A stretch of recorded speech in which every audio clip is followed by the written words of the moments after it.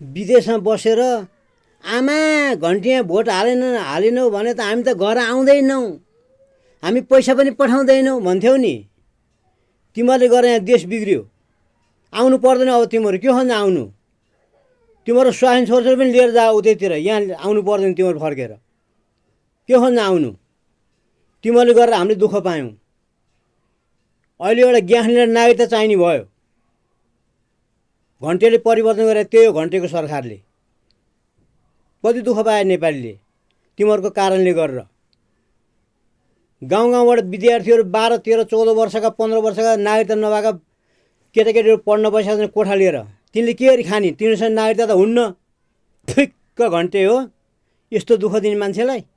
नागरिकता चाहिने, भात पकाएर खाने ग्यासले नागरिकता चाहिने। तिमीहरू आउनु पर्दैन नेपाल। के खोज्न आउनु? तिमीहरूले गरेर हामीले दुःख पायौँ यहाँ।